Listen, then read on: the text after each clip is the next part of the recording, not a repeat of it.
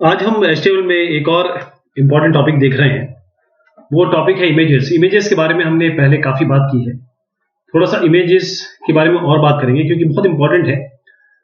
Basically HTML क्या है? HTML एक फॉर्मेटिंग है। तो जब आपके पास एक पेज आ रहा है तो उसमें इमेजेस भी दिखाई देंगी आपको, बहुत सारी इमेजेस दिखाई देंगी और इमेजेस से बहुत सारी चीज़ें होती हैं। तो इमेजेस को दोबारा देखना बहुत ज़रूरी है। इमेज के लिए आपको याद होगा हमने क्या किया था। बहुत सिंपल, हमने रोल लिया था इसमें। आप करते क्या थे इसमें, ऐसे करके IMG, फिर उसके बाद सोर्स देते थे आप, और सोर्स में यहाँ इमेज का नाम लिखेंगे और फिर ऑल्ट टैग देते थे। उसके बाद यहाँ पर आप कोई नाम लिखते थे और फिर स्टाइल करके, अगर स्टाइल है तो उसमें विड्थ, ऐसे करके विड्थ कोलन दे के आप इसका कुछ भी px साइज देते थे, जैसे मैं 100 दे देता हूँ। उसके आगे आप फिर एक सेमीकोलन देते थे, फिर हाइट, ये सब रनिंग में चल रहा है, 200 px ऐसे करके सेमीकोलन देके ये डबल कोट करके बंद कर देते थे और उसके बाद टैग बंद कर देते थे। तो ये हम कुछ इस तरीके से करते थे। तो आज हम देखेंगे इमेज के और क्या क्या आयाम है। आपको ये बता दूं कि जो सोर्स है ये इमेज कहाँ पर है वहां पर देखेंगे। हम ये भी देखेंगे आज की किसी और फोल्डर में रखी हो, किसी और जगह पे रखी हो, तो उसे कैसे एक्सेस करते हैं। ऑल्टरनेट नेम ये है कि अगर बाई चांस इमेज नहीं आ पा रही, चाहे स्लो कनेक्शन हो, चाहे कोई भी प्रॉब्लम हो सकती है, उस कारण से कौन सा टेक्स्ट आना चाहिए उस जगह पे, इमेज ना दिखे तो बहुत खराब दिखता है, वो जगह खाली हो जाएगी। तो उसकी जगह ऑल्टरनेट जो आप टेक्स्ट लिखेंगे, स्टाइलिंग में आप विड्थ, हाइट और बाकी जो भी आपकी स्टाइलिंग हो सकती है वो हम देंगे। तो इसका सिंटेक्स आप समझ गए, ये हम ऑलरेडी कर चुके हैं। इसके अलावा, इस सिंटेक्स के अलावा जो और चीजें हम देखने वाले हैं वो एक है screen reader. HTML screen reader ये करता क्या है? जो HTML5 है वो आरिया एनेबल्ड है, आरिया एनेबल है। तो इसमें क्या होता है कि ये एक सॉफ्टवेयर प्रोग्राम होते हैं इसमें, मतलब बेसिकली स्क्रीन रीडर एक सॉफ्टवेयर प्रोग्राम है जो इस HTML कोड को रीड करता है। पहले रीड करेगा, फिर उसे कन्वर्ट करेगा टेक्स्ट में, फिर अलाउ करेगा कि कोई उसे सुन सके।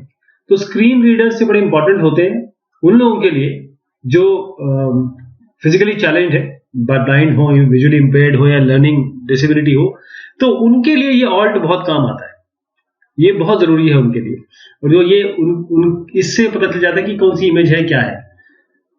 तो इमेज साइज हमने देख लिया, विड्थ हाइट हम पिक्सल में देते हैं px वगैरह में, और विड्थ हाइट आप पिक्सल की जगह नंबर में भी दे सकते हैं। जैसे आप सीधा इस जगह पे, यहां बताता हूं, ये स्टाइल लिखने की जरूरत नहीं थी। ऑल्ट के आगे, इसी ऑल्ट के आगे आप लिख सकते हैं विड्थ इज इक्वल टू से 128 कर दीजिए, और उसके बाद हाइट इसको आप कर दीजिए से 520 कर दीजिए। ऐसे करके भी कर सकते हैं।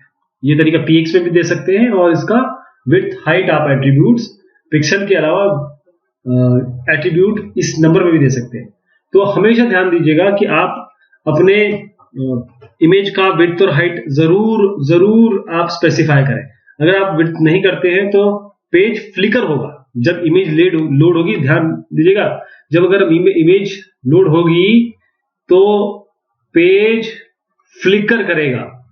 इस फ्लिकरिंग से बचने के लिए आप विड्थ और हाइट ये देना ना भूलें। और जैसे अभी मैंने आपको बताया स्टाइलिंग, आप स्टाइल भी दे सकते हैं। जैसे इमेज, आप स्टाइलिंग देने के लिए क्या करेंगे, आप चलिए एक एग्जांपल ले लेते हैं जिसमें स्टाइल भी दे देते हैं, ताकि ये भी जो चीज हमने पहले की थी वो एक बार से हमें रिफ्रेश भी हो जाए। तो ये हमारा कुछ था, हमने बाकी सारी चीजें हटा दी है। mystyle.css बना रखा है, अगर चाहें तो इसको भी हटा सकते हैं, तो क्योंकि हम स्टाइलिंग यही लगा देंगे इसकी। तो अभी फिलहाल के लिए मैं इसको कमेंट कर देता हूं। आप जानते हैं कमेंट कैसे करते हैं, हम एंगल ब्रैकेट लगाते हैं, उसके बाद एक्सक्लेमेशन मार्क देते हैं, फिर 2 डैश, ये कमेंट हो गई, और एंड में आके फिर उसके बाद 2 डैश और एंगल ब्रैकेट से बंद कर देते हैं। तो ये हमारा कमेंट हो गया। अब पहले मैं इमेज बताता हूं आपको, कोई भी। अच्छा, एक चीज मैं बताऊं आपको कि ये जो फोल्डर है इसमें मैंने 2-3 इमेजेस में अपने आप डाउनलोड कर ली। वो आप कहीं से भी कर सकते हैं। आप गूगल पे जाइए, आप .jpg .gif कोई कार्टून वाली कर लीजिएगा, जिससे आपको थोड़ा सा उसमें जिफ इमेजें होती हैं, एनिमेटेड इमेज होती है। ऐसे smiley.gif, W3 स्कूल में जो स्माइली इमेज दी हुई है उसको मैंने उनकी वेबसाइट पे जाके राइट क्लिक किया और उसको सेव कर दिया, सेव एज इमेज कर दिया उसको। तो ये सारी इमेज आप देखेंगे, मैं इसको कहीं ना कहीं यूज करूंगा। तो ये smiley.gif है ये वाली, और ये एक कार्टून डॉट जिफ है। तो ये स्माइली आप देख रहे हैं, इस तरीके की इमेज है। ऐसी मैं आपको दिखा देता हूँ। हैप्पी बर्थडे वाली तो हम ऑलरेडी यूज कर चुके हैं, तो ये एक हैप्पी बर्थडे वाली इमेज है, ये भी हम कहीं यूज करेंगे। और फिर उसके बाद ये कार्टून डॉट जिफ है। जब मैं आपको अभी एनिमेशन बताता हूँ, देखिए एनिमेशन हो रहा है ना, तो ये मैं बताऊंगा आपको। तो ये कहाँ कहाँ यूज करेंगे, ये इमेज यहाँ पर है। तो शुरुआत करते हैं। सबसे पहले जो ऑलरेडी कर चुके हैं उसको एक बार रिफ्रेश कर लेते हैं। हम क्या करते हैं, ऐसे इमेज के लिए IMG देते हैं। इमेज के लिए कोई भी क्लोजिंग टैग्स देने की जरूरत नहीं है, ये बहुत इंपॉर्टेंट बात है। इमेज SRC करेंगे और यहां पर आप पाथ देंगे। अभी फिलहाल हमने वही रखा हुआ है जहां पर हमारा ये intro.html है। intro.html फाइल यहां पर है और यहां पर हमारा क्या है, इमेजेस यहीं रख दी। तो हम कोई पाथ वगैरह नहीं देंगे अभी, केवल सीधा डायरेक्ट नाम लिख देंगे। तो कौन सी इमेज लेना चाहेंगे आप मान लीजिए smiley.gif हम करना चाहते हैं। इसको कॉपी करिए और बस इसका नाम यहाँ पेस्ट कर दीजिए। बस इतना ही करना है आपको। उसके आगे आइए आप ALT में, अल्टरनेट में आप डबल कोट्स में यहां पर जो भी नाम देना चाहें आप, जैसे मैं कहता हूं स्माइली आइकन। तो इससे क्या होगा कि जो मैंने समझाया आपको कि ऑल्ट अगर इमेज नहीं आ पा रही है तो ये आ जाएगा। अब स्टाइल में आप style width 128px 200px height 120px दे सकते हैं, ऐसे दे सकते हैं, विड्थ हाइट दे सकते हैं। और जो नॉर्मल हमने तरीका दिखा था वो देख लेते हैं, क्योंकि अभी जो मैंने आपको टेक्स्ट में बताया वो तो यही है। जो नॉर्मल तरीका वो यही है, विड्थ है आपका, और विड्थ और हाइट जरूर देना है आपको। पिक्सल में देंगे तो स्क्रीन के लिए बहुत अच्छा हो जाएगा। पिक्सल में देते हैं तो स्क्रीन के पिक्सल के हिसाब से वो अपने आप को रेंज करता है, वो ज्यादा बेहतर है। लेकिन ये जो हमारा डिफॉल्ट तरीका है, जो नॉर्मल हमने सीखा है स्टार्टिंग में, उसके बारे में बात करते हैं। हाइट हो गया, ये आप दे दीजिए करीबन, ये भी दे दीजिए, इसको 128 दे दीजिए। 128 256 इस तरीके से चलता है। 2 की पावर में देते हैं तो ज्यादा बेहतर रहता है। अभी आपका साइज हो गया। यहां पर हम आएंगे, जरा स्टाइलिंग कर देते हैं। वैसे मैं इस स्टाइल को भी ले सकता था, mystyle.css, लेकिन क्योंकि CSS का टॉपिक नहीं है अभी, वो हम देख चुके हैं। यहां पर हम क्या करेंगे, IMG देते हैं, यही पे बना देंगे। एक ब्रैकेट, ये यहां पर एक ब्रेस दीजिए और ब्रेस से आप एंड कर दीजिए। ध्यान दीजिएगा जो स्टाइल बनता है वो किस में बनता है, आपके स्टाइल टैग में और हेड के अंदर। तो यहां पर हमने स्टाइल टैग नहीं लगाया अभी, तो स्टाइल टैग से शुरू करेंगे। यहां पर क्या देंगे, स्टाइल। तो स्टाइल टैग में आता है ये, आप स्टाइल देंगे, वरना ये ब्लैक में जो दिखाई दिया ना, ये वो इसी कारण से दिखाई दिया कि ये किसी के अंदर आया नहीं। अब देखिए स्टाइल करते ही अपने आप नोटपैड+ आपको सब चीजें प्रॉपर दिखाने लगेगा। स्टाइल टैग के अंदर इसे बंद कर देते हैं। ये आपका स्टाइल टैग हो गया। अब IMG हो गया। IMG में यहाँ पर आप जैसे मान लीजिए विड्थ देना चाहते हैं, हाइट देना चाहते हैं, स्टाइल देना चाहते हैं। इसमें कहते हैं विड्थ जो है हमारा आपका 100% है, ऐसे दे दीजिए। अब आप जानते हैं इसका क्या तरीका है। विड्थ हम लिखते हैं, उसके बाद हम यहाँ पर कोलन लिखते हैं, और उसके बाद हम नेम वैल्यू पेयर के बाद यहाँ पर सेमीकोलन लगा देते हैं। तो ये आप इस तरीके से डायरेक्ट यूज कर सकते हैं स्टाइल को। ये स्टाइल आपका हो जाएगा। अच्छा, पहले मैं आपको इसको रन करा के दिखा देता हूं, तब इसके आगे और चीजें करते हैं। तो ये आपकी इमेज आ गई। ये पूरा का पूरा इमेज, छोटी सी इमेज थी, बहुत बड़ी खुल के आ गई। इसलिए ये 128 साइज जो है इसको बहुत छोटा कर दीजिए, क्योंकि बहुत ही छोटा साइज है आपकी उसका इमेज का। अब देखिए मैं इसको रन कराता हूं, अब रिफ्रेश कर देते हैं इसको। तो ये जो साइज देते रहेंगे ना, वैसे आएगी। अगर मैं यहीं पे जो हमारी दूसरी हम जो ऑलरेडी कर चुके हैं hb.jpg हैप्पी बर्थडे JPG वाली जो अभी मैंने आपको दिखाया था, वो करते हैं तो वो देखिएगा कैसे आएगी। ये सब आपके ऊपर है, इसके साथ आप प्ले कर सकते हैं ना। ये जो है इसमें आप जो भी आप वैल्यू देंगे, जैसे मैं 100/100 कर देता हूं इसको तो अलग कुछ आएगा, 100/200 कर देता हूं इसको तो अलग कुछ आएगा। जैसी इमेज होगी उसका एस्पेक्ट रेशियो आपको संभालना। देखिए प्रॉपर शेप में आ गया ना, जो वैसे इमेज छोटी है लेकिन बहुत बड़ी खींच के आ गई। तो इमेज की स्टाइलिंग आप दे सकते हैं, यहाँ पे इस जगह पे इमेज की स्टाइलिंग आप दे सकते हैं। तो ये स्टाइलिंग मैंने किया गया, आपको समझ में आया ये कि अगर मैं मान लीजिए ये मैंने इमेज दी IMG से रिलेट हो गया, और बाई चांस अगर मैं इसकी विड्थ नहीं देता हूं, यहाँ पर विड्थ तो दे दी, अब विड्थ नहीं देता हूं तो अपने आप 100% वो इधर से ले लेगा। अगर मैं स्टाइल मैंने यहाँ पर नहीं दिया, जैसे ये विड्थ इक्वल टू 100 है और बाई चांस मैं यहाँ नहीं देता हूं, तो ये यहाँ से उठा लेगा इस स्टाइलिंग से। तो ये इसका तरीका होता है बेसिकली, 100 ना दे तो वहां से उठा लेगा। तो बात सेम ही रहेगी आपकी। कंट्रोल S करिए, और मैं जो आपसे रिक्वेस्ट कर रहा हूं वो है कि आप कभी भी ये सब जरूर दीजिए। यहाँ पर रिफ्रेश करा दीजिए इसको, कुछ फर्क नहीं पड़ेगा क्योंकि दोनों ही 100 है। अच्छा, ये स्टाइलिंग की बात हो गई। आपको विड्थ और हाइट जरूर देना है, उसके बगैर क्या होगा कि बहुत फ्लिकरिंग होगी जब इमेज आपकी आएगी। अब ये जो इमेज का पाथ लिया मैंने hp.jpg, ये डायरेक्ट था।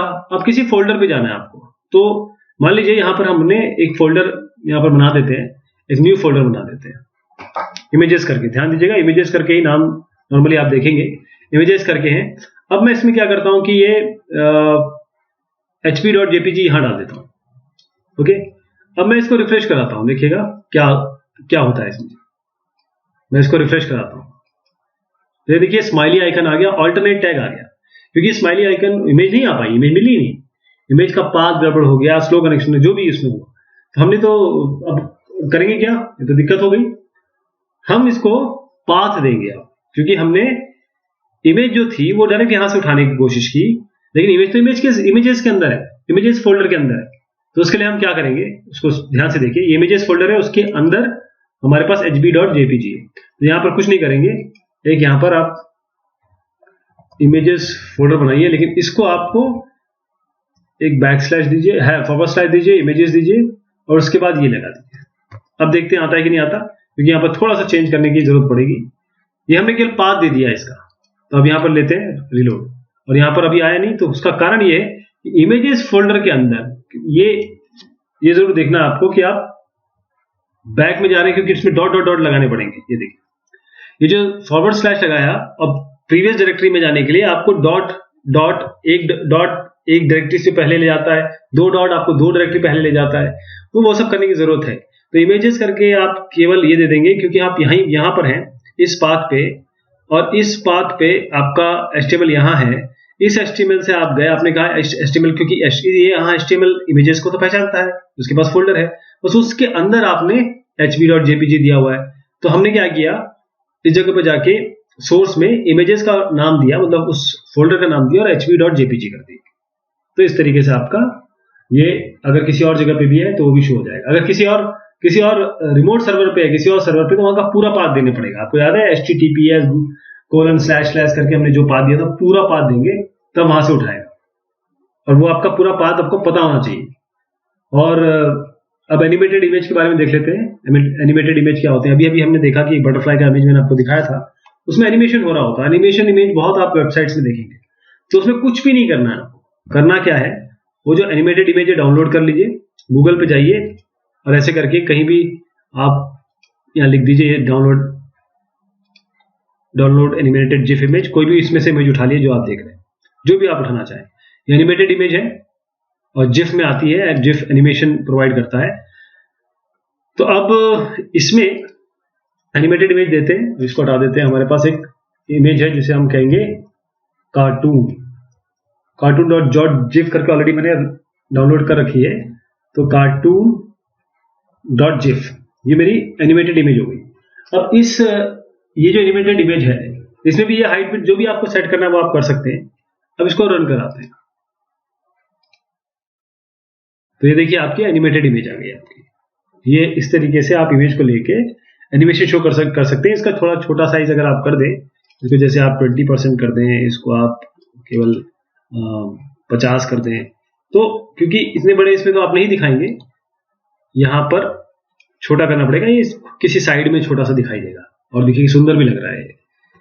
ये हो गया। अब हमको इमेज एज अ लिंक लेना था, ये हम सीख चुके हैं। किसी इमेज में आप क्लिक करेंगे तो इमेज किस तरीके से, उसको क्लिक करते ही आप कहां पहुंच जाएंगे एक लिंक में, वो हम देख चुके हैं। इमेज फ्लोटिंग, आप इसमें क्या करेंगे, CSS की कैस्केडिंग स्टाइल शीट की एक फ्लोट प्रॉपर्टी है, वो इमेज को फ्लोट कराती है राइट टू लेफ्ट, मतलब टेक्स्ट के राइट टू लेफ्ट। इसमें होता क्या है, अब मैं आपको करके दिखाता हूं तो आपको और अच्छे से समझ में आ पाएगा। ये हमारे एक IMG है, सोर्स हमने cartoon.jiff दिया, ऑल्ट हमने स्माइली आइकन कर दिया। अब इसमें यहां पर जो स्टाइल है, यहां भी दे सकते हैं, यहां भी दे सकते हैं, यहीं पे देते हैं। इसमें आप क्या करेंगे, स्टाइल, अब यहां पर ध्यान दीजिएगा, इज इक्वल टू करके मैं यहां पर फ्लोट लिख रहा हूं, इसे हटा देता हूं। इसमें डबल कोट्स में मैं यहां लिख रहा हूं फ्लोट, FLOAT, फ्लोट हो गया। कोलन लगाइए, यहां पर लिखिए राइट, उसके बाद सेमीकोलन लगाइए, उसके बाद लिखिए विड्थ, जो भी विड्थ आपको देना हो कोलन लगा के, कोई भी आपको जैसे 42 मान लीजिए px देना है। फिर आप इसमें आपने विड्थ दे दी, आप हाइट दे दीजिए। देखिए विड्थ यहाँ पर ऑलरेडी थी, लेकिन आप यहाँ पर भी स्पेसिफाई कर सकते हैं, दोनों ही जगह कर सकते हैं, आपकी मर्जी है। अगर यहाँ कहीं भूल जाते हैं तो यहाँ से उठा लेगा ये 42 px, फिर उसके बाद सेमीकोलन देंगे, हाइट लगते हैं HEIGHT, हाइट हो गया, कोलन लगाइए, उसके बाद जो भी आपको देना हो 42 px कर दीजिए, या जो भी आपकी मर्जी हो वो कर दीजिए, और उसके बाद सेमीकोलन लगा के इसे बंद कर दीजिए। तो हमने किया क्या, ये फ्लोट प्रॉपर्टी कर दी, फ्लोट राइट। तो ये जो इमेज अभी आने वाली है वो फ्लोट करेगी to the right of the text, right, उस टेक्स्ट के राइट में जाएगी। तो क्यों ना हम इसके बीच में एक पैराग्राफ में इसको डालें। तो यहाँ पर एक पैराग्राफ बना देता हूँ P, ताकि आपको पता चले कि टेक्स्ट के राइट में आ रही है ये P, और यहाँ पर हम लिखेंगे, जब ये कंटेंट लिखना है, image will float right, image right में फ्लोट करेगी, और इसको बंद कर दीजिए P को, यहाँ फॉरवर्ड स्लैश लगाइए और P लगा दीजिए, तो ये बंद हो गई। अब देखिए हम इसको चलाते हैं, कंट्रोल S करते हैं, इसको रन कराते हैं। ये इमेज कहाँ चली गई आपकी, यहाँ पर राइट में। अब यहाँ पर हमने कार्टून डॉट जिफ दिया, अगर हम इसकी जगह सिंपल जो स्माइली वाली इमेज है, क्या नाम है इसका, स्माइली डॉट जिफ, ये दे देते हैं, तो क्या होगा, स्माइली डॉट जिफ आ जाएगी आपकी। इसको रन कराइए, ये आपकी राइट में हो गया ना, ये राइट में फिक्स हो गई जाके। अब आप देखिए, मैं इसको इमेज विल फ्लोट राइट, अब इसी का थोड़ा सा अलग करते हैं, इमेज को फ्लोट लेफ्ट करवाते हैं। तो यहां पर इमेज विल फ्लोट राइट की जगह लेफ्ट कर दीजिए, इसको लेफ्ट कर दीजिए। अब देखिए कहां पर जाती है फ्लोट करते ही, यही इमेज सेम कहां जाएगी, रिफ्रेश करिए इसको, ये लेफ्ट में आ गई। तो आपको इमेज को इधर उधर खींचने की जरूरत नहीं है, रखने की जरूरत नहीं है, ऑलरेडी हमको CSS ने एक लेफ्ट राइट दिया हुआ है, और इससे हमारा कितना अच्छा बन जाता है ये। तो अब इसके बाद हम आते हैं इमेज मैप पे। तो इमेज मैप क्या होता है, ये जो इमेज मैप है, हम इसके लिए कौन सा टैग यूज करने वाले हैं, इमेज मैप के लिए हम मैप टैग यूज करने वाले हैं। ये डिफाइन करता है इमेज मैप को। इमेज मैप एक इमेज है जिसके क्लिकेबल एरियाज होंगे, क्लिकेबल एरियाज जगह होंगी जहां पर आप क्लिक कर सकते हैं। तो जो नेम एट्रीब्यूट है इस मैप टैग में, वो एसोसिएट होगा किसी इमेज यूज मैप एट्रीब्यूट के साथ, और एक रिलेशनशिप बना देगा इमेज और मैप के बीच में। तो ये जो मैप टैग है, इसमें अलग अलग एरिया टैग्स होंगे, और हम जैसे ही इसमें हम डिफाइन करेंगे कौन से क्लिकेबल एरियाज होंगे इस इमेज मैप में। जरूरी ये है कि आप समझिए कि एक एरिया बनेगा, अलग अलग एक इमेज में अलग अलग एरिया बनेगा, जहां पे कुछ क्लिक करेंगे तो कुछ आएगा, कुछ क्लिक करेंगे तो कुछ आएगा, राइट। चलिए मैं बना के दिखाता हूं आपको।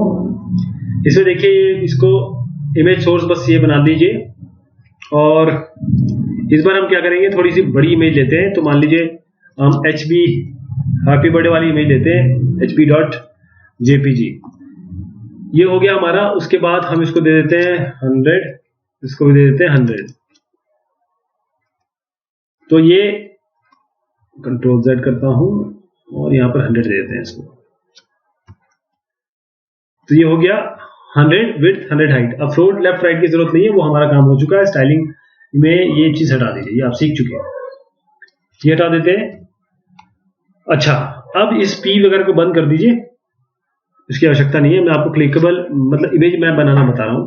सबसे पहले आपको एक इमेज रखनी है, उसके बाद आप यहां पर देंगे जो नाम दे रहा हूं उसको ध्यान दीजिएगा, ये टैग्स में ऐसे ही लगता है।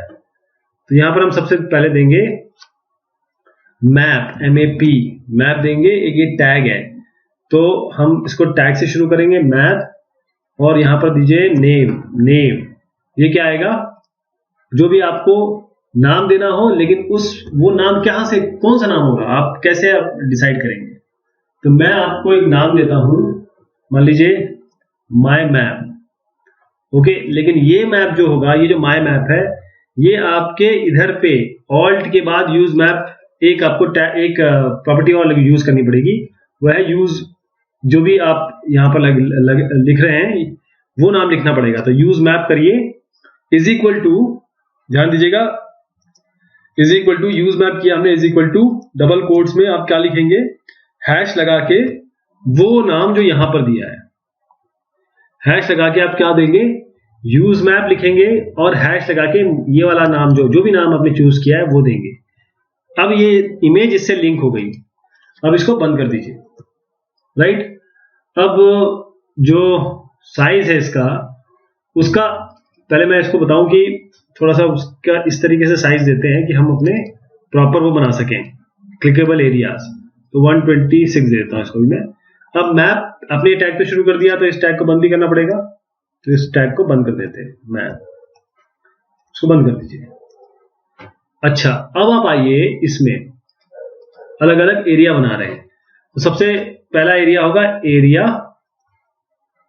ये भी टैग है, तो यहां पर आएगा एरिया, आप दे दीजिए शेप, एरिया शेप दे दीजिए। मान लीजिए यहां पहला शेप आप दे देते हैं रेक्टेंगल, RECT रेक्टेंगल दे रहे हैं, और इसकी कोऑर्डिनेट्स दे दीजिए। कोऑर्डिनेट्स बहुत ध्यान से देखना पड़ेगा क्योंकि ये आप 146 मतलब विड्थ इसकी 146 है, हाइट इसकी 126 है, तो उस हिसाब को आपको अलग अलग एरिया, जैसे मैं एक रैंडम दे देता हूं, आप इसको बहुत ध्यान से देखिएगा, कोऑर्डिनेट्स देना पड़ता है इसमें।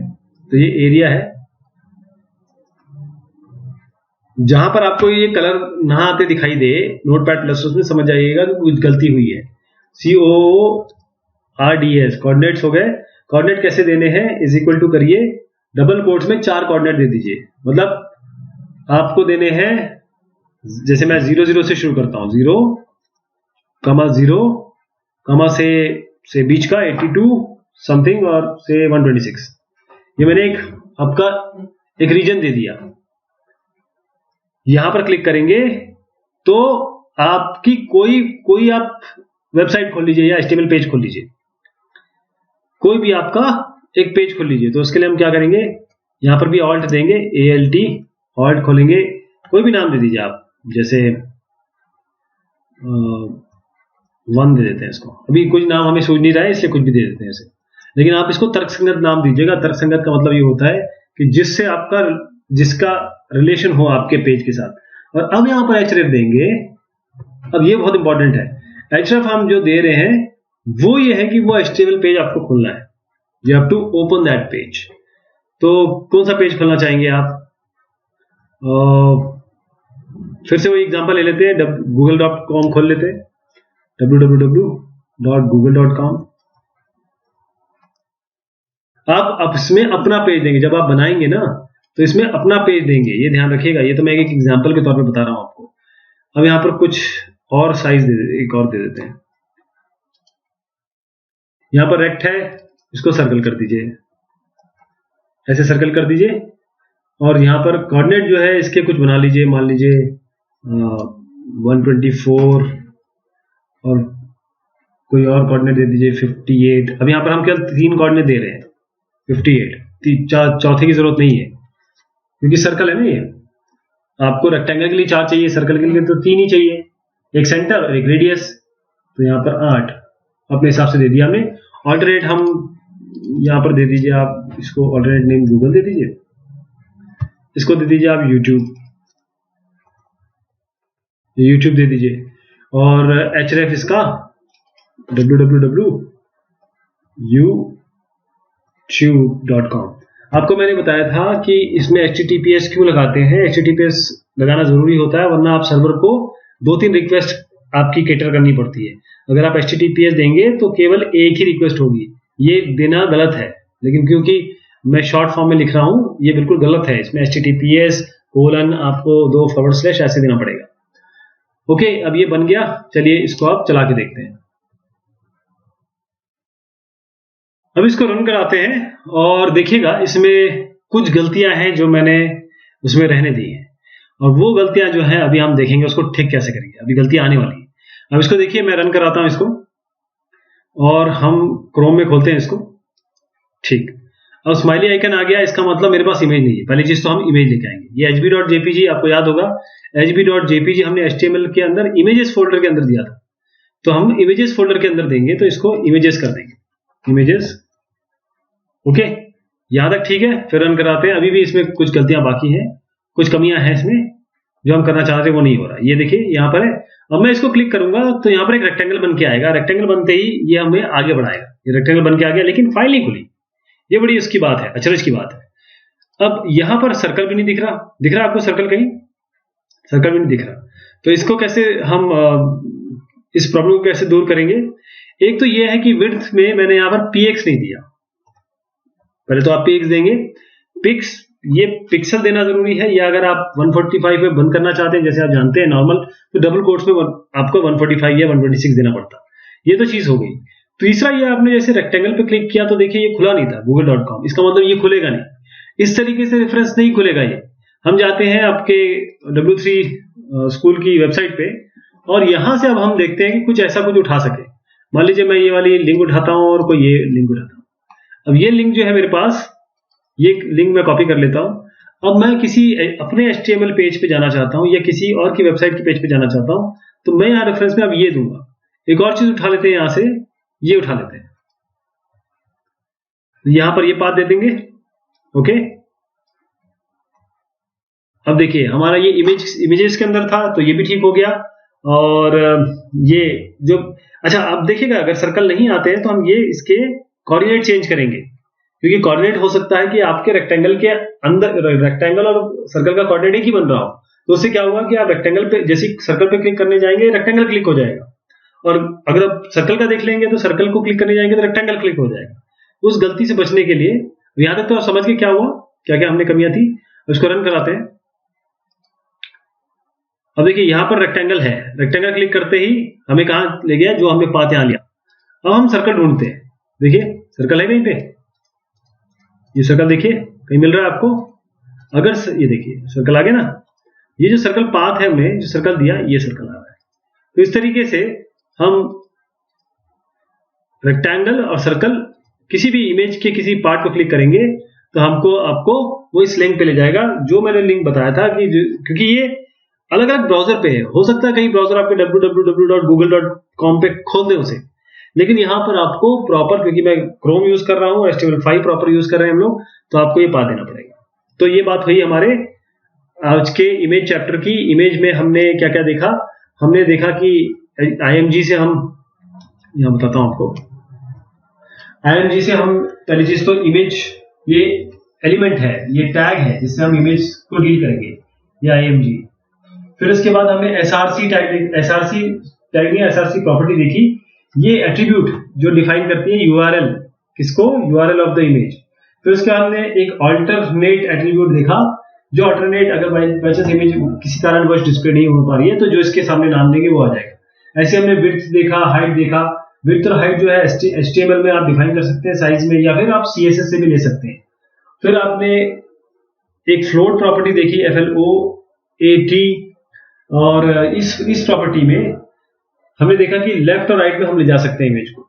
ऐसे हमने मैप देखा, मैप एलिमेंट ये डिफाइन करता है इमेज मैप को, और उसके अंदर जो एरिया था, एरिया वो क्लिकेबल एरियाज है। आप किसी जगह पे क्लिक करेंगे तो वो आपको उस लिंक पे ले जाएगा। और HTML का IMG, इस तरीके से IMG एलिमेंट आपको यूज करना है, और वहां पर यूज मैप करके यूज मैप ये एट्रीब्यूट देना है, तभी आपको वो वहां ले जाएगा जहां पर आप जाना चाहते हैं। तो ये बात हुई आज इमेजेस की। अभी आगे बहुत सारी चीजें बाकी है। बहुत शुक्रिया, बहुत मेहरबानी आप सभी की।